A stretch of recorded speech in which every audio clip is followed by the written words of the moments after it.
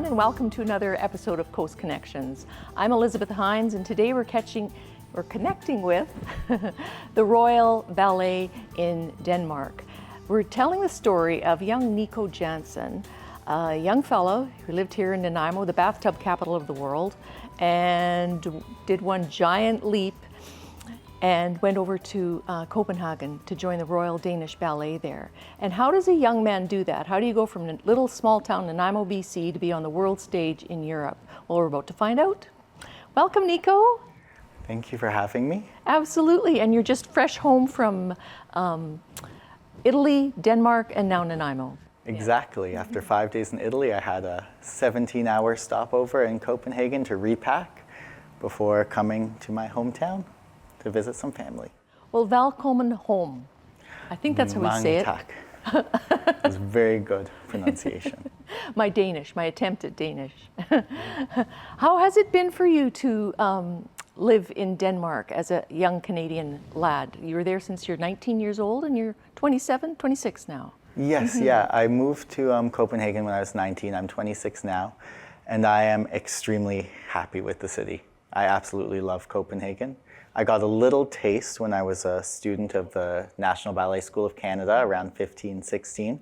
I took an exchange there over a summer school, and I fell in love with the city. And I said if I ever had the opportunity to work there, I would absolutely pursue it.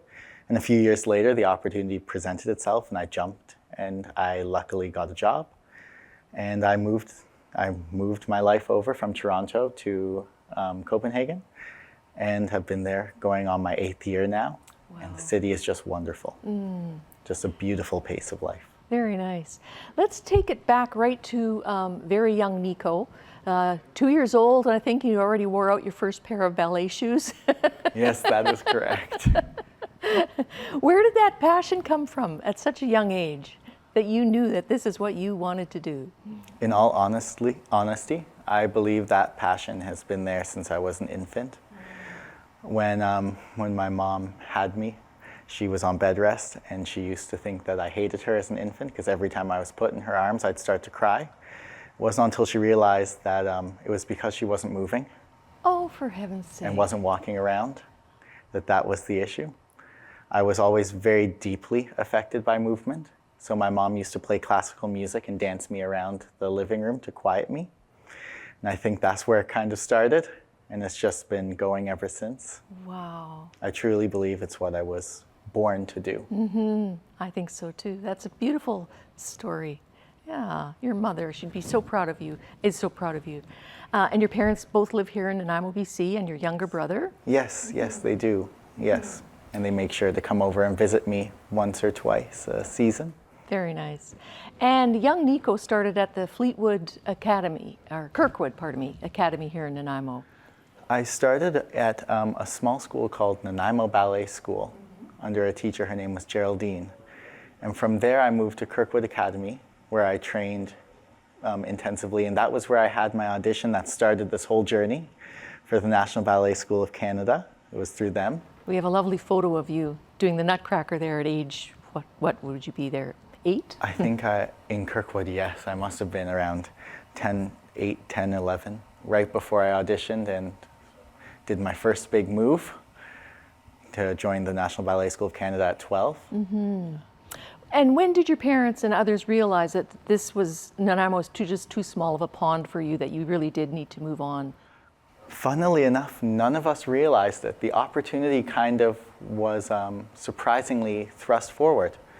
My mom was recommended by a close friend. She had been told there's this audition for this wonderful summer school in Toronto. Nico should try out and see if he can get in, and it'd be a wonderful way for him to see another province. And so my mom thought, yeah, why not? So I tried out, and to my surprise, I was admitted to the summer school. And it wasn't until we got to Toronto that we realized this is an audition for a full-time boarding school program to train for ballet professionally. And I thought, okay, yes, I want to go. I want to get in. Let's try and work really hard and get admitted. And luckily for me, I was offered a place. And right when I was offered a place, I decided, as most children do, I don't want to go. I don't want to leave home. I was a little bit scared, but luckily for me, it was my mom who sat me down and said, this is your one opportunity to pursue this career. Give it a try, and if you don't like it, at Christmas time you can come home. And she brought me to Toronto, and she dropped me off on her birthday. Was when she left her 12-year-old child to fly back to British Columbia by herself. She must have cried the whole way home. It was definitely a difficult parting for her, as it was for me as well. But luckily I fell in love with the training and just the love of dance that was felt and shared by everyone there. And I realized that this is what I was here to do. This is my career. And I was very lucky to be well trained and just given the opportunity to keep at it. And that was through the National Ballet of Canada. It was their school, right? Yes, the National Ballet School of Canada in Toronto.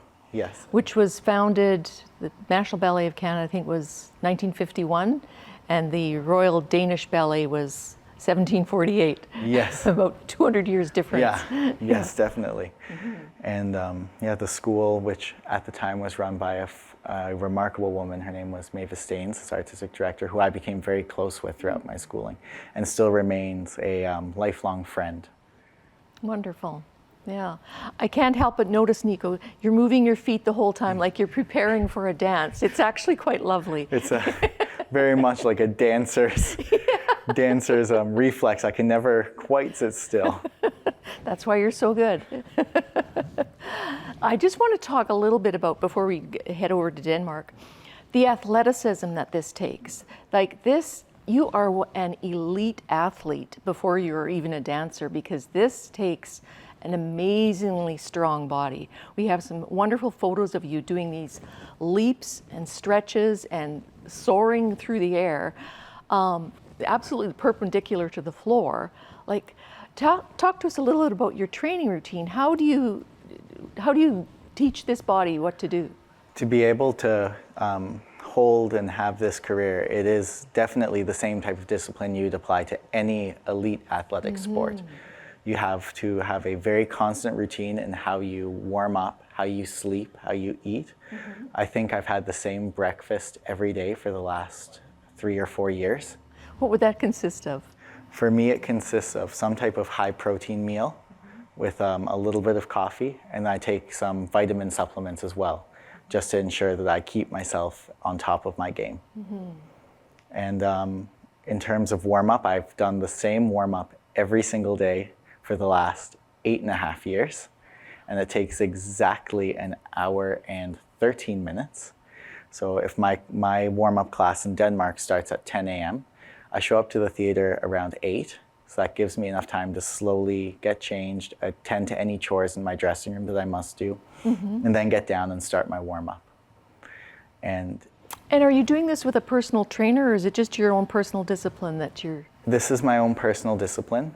If I encounter any difficulties or feel the need for any modification to my routine, be it warm-up, workout, we have a lovely on-staff team of physiotherapists and a Pilates coach, as well as massage therapists and psychologists that can just help us with anything we might need, as well as a doctor. You're very well taken care of there in Copenhagen. Very well. Yeah, you're very much invested in. This is a national treasure, international treasure, and they want to make sure that that's why they've been around for almost 300 years, is they invest in their ballerinos and ballerinas. Yes, yeah, there's definitely a hunger for the arts. Lovely. And how did you find that different from what you experienced here in Canada in terms of... I was very fortunate as to find, while the hunger for the arts in Europe is very deep-rooted in its culture, Canada still had a very strong hunger for the arts in its own way. And we were very well cared for in the National Ballet of Canada, as well as in the school, as we too had the on-site physiotherapists, doctors, and any necessary staff that could aid us. It was just the difference I had to say was, one, you could feel, in Europe you can feel that the arts have been a part of the culture of this country for so long. And even this theater is considered, the Royal Danish Theater is considered a government institution. Very interesting, yeah. That would be the only difference I could really feel. But there were definitely lots of very enthused ballet fans in Canada and Toronto. As a male dancer, were you received any differently in Europe than you are in Canada, or is it about the same? I had found that it was very similar. Okay, good to know. Very similar. There seemed to be in Europe a very big emphasis on males' technical abilities within the company. The Royal Danish Ballet is renowned for having a particularly strong male section of the company. And I do believe that calls back to our history with August Bournonville. Who was the founder of? He was one of the founders. founders. Yeah. He was, if I remember my history correctly off the top of my head, I believe he was the 3rd or 4th artistic director of the Royal Danish Ballet following his father, Antoine Bournonville.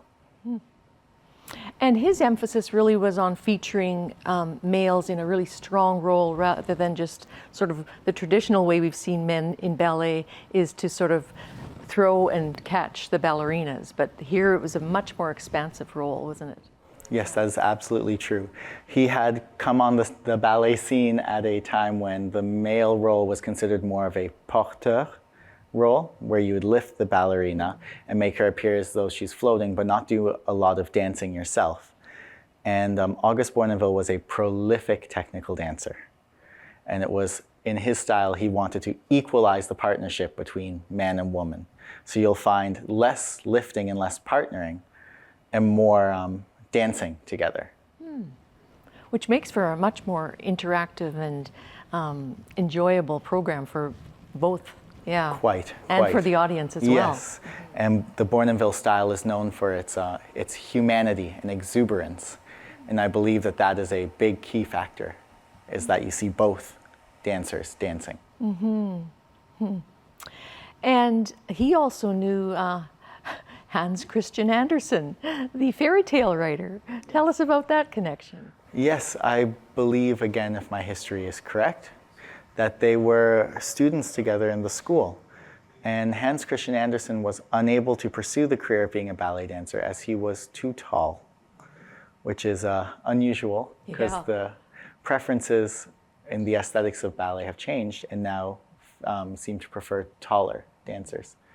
But luckily for us, Hans Christian Andersen went on to write some beautiful fairy tales, and we got his wonderful stories.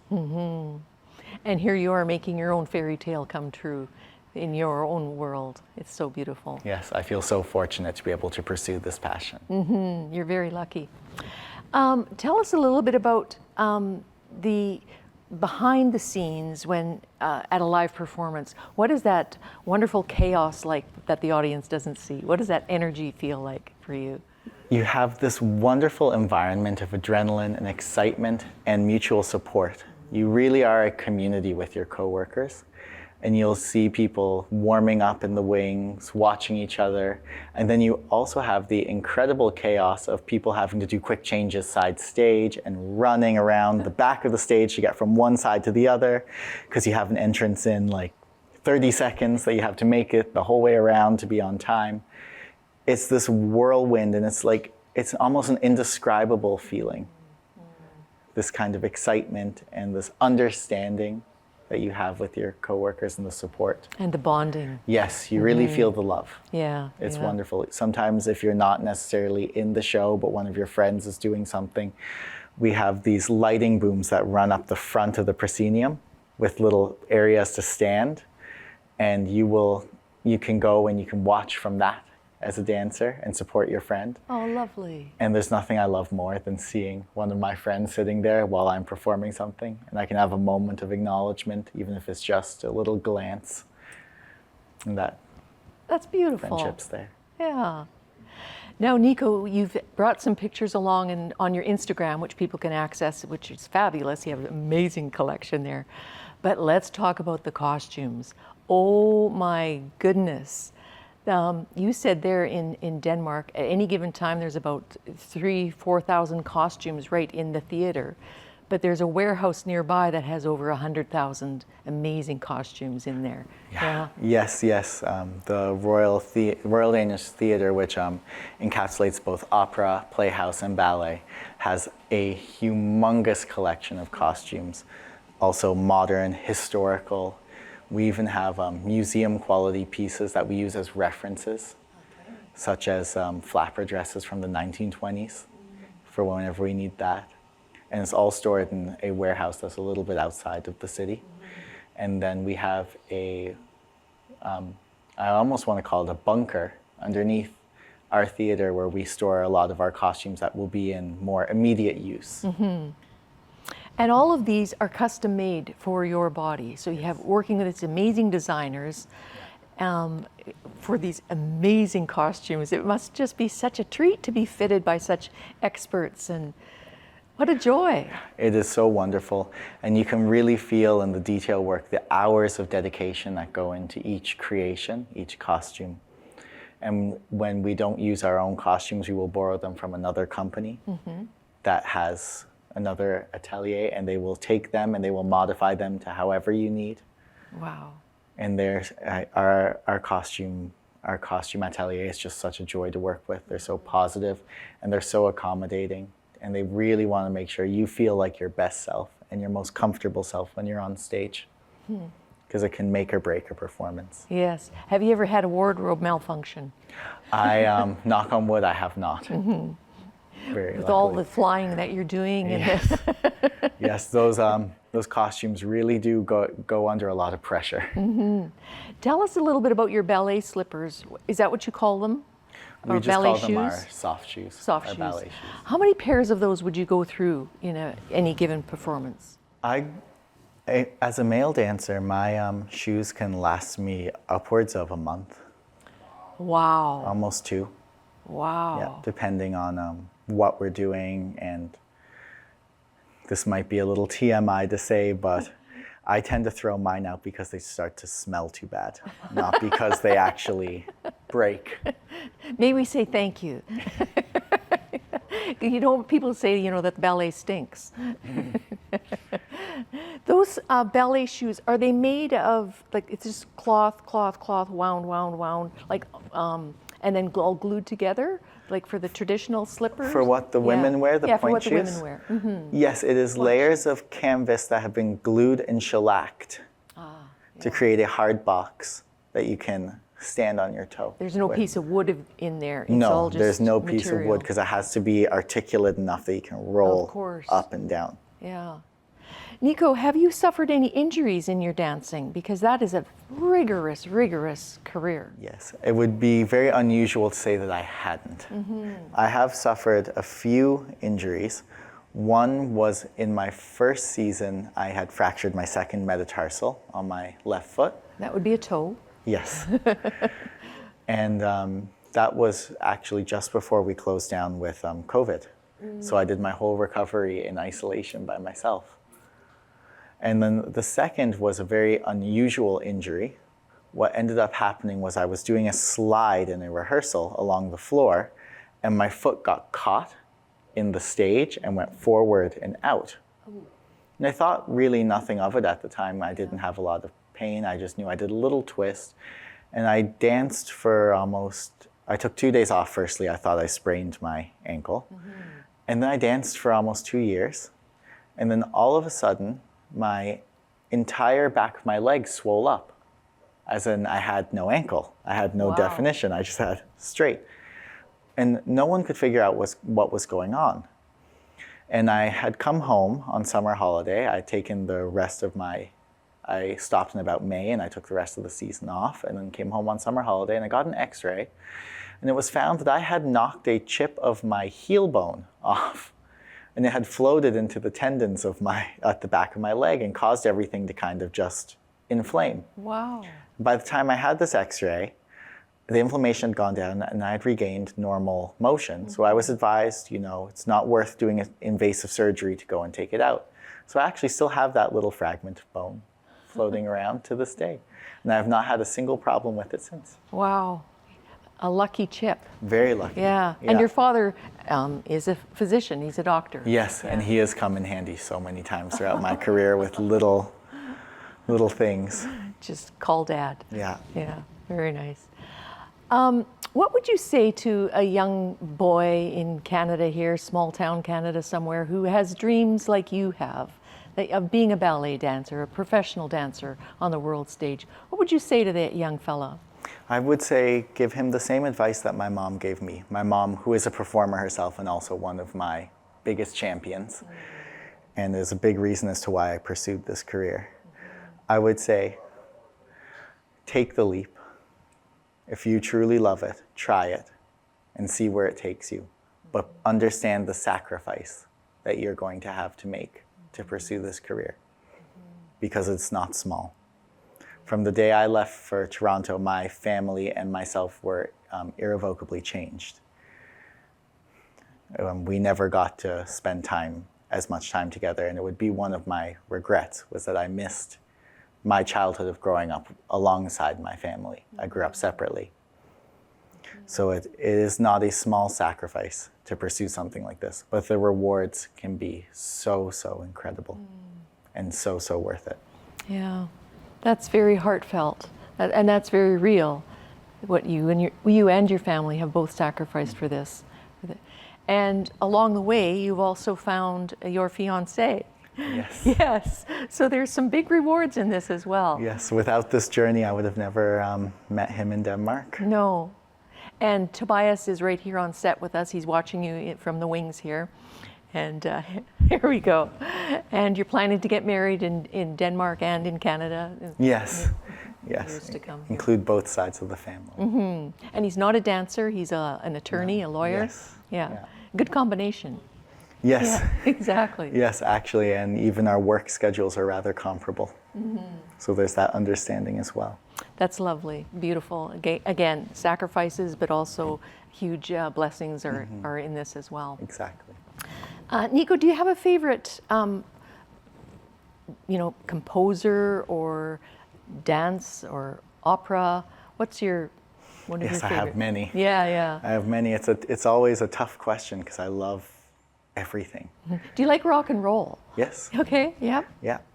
I love almost all genres of music. There's very little that you could play for me that I would dislike.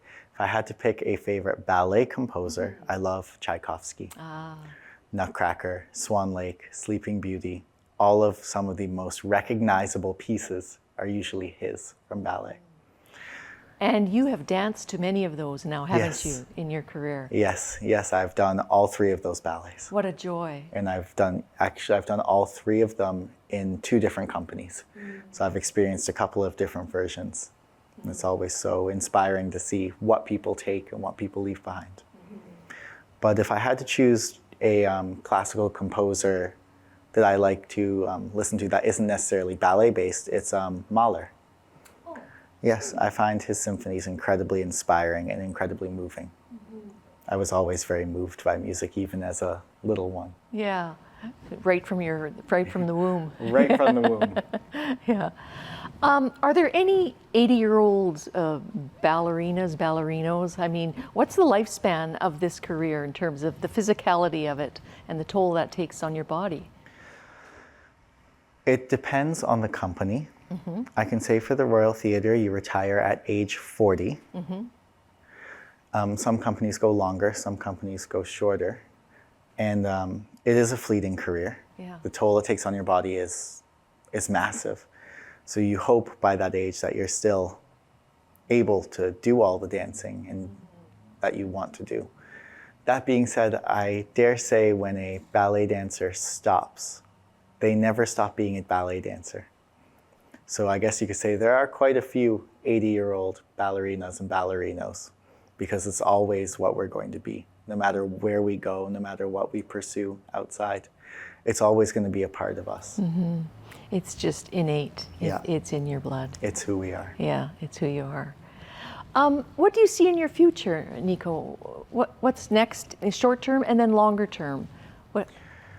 I guess the answers are fairly similar for short term and long term. I really feel after recovering from my injury that I've really begun to come into my own.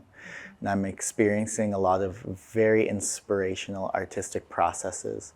And I'm feeling very solid in my technical abilities. So from here on out is just to push myself as an artist and as a dancer and see where that takes me and enjoy the journey and maintain the love of dance. I saved a quote from a choreographer I worked with this year, an incredibly talented man. His name's Akram Khan. And he said, no matter what happens in your career, your connection to your love of dance should not change, only evolve. And those are my words to guide me into the next years of my dance journey. And you're 26 years old now? Yes. So you have many years ahead in this journey. Yeah. And I understand that costume design and the whole couture world is also an attractive one to you. Yes, there are many pathways laid out before me that I'd love to pursue. I am very intrigued with costume design as well as set design. Furthermore, I'm also very interested in choreography. I had completed a choreographic education program through the Royal Danish Theatre that really allowed me to understand the details of a creative process and how to make a choreography and bring it from idea to stage. So that is something I would like to keep pursuing in my future as well. Fantastic. And we do have about a minute to go. Or any closing comments that you'd like to share today, or just to wrap things up? I just want to give a message of thanks to all those who've supported me throughout my journey, all of you in Nanaimo who've made me into the person I am today, and who've given me all the tools I need to become the artist I am. I am eternally grateful. Thank you.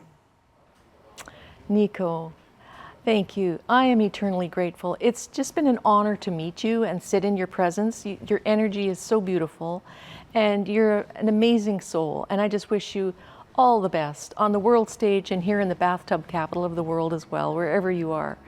Thank you for carving out some time in your short visit to Nanaimo to come and share your life with us. Thank you very much for having me. Thank you so much. And do check out Nico's Instagram page and also a few websites that we've given you there. The Royal Danish Ballet, it's really interesting information on there. Dance to your own music, find your own passion, and join us next time on Coast Connections. Thanks for watching us.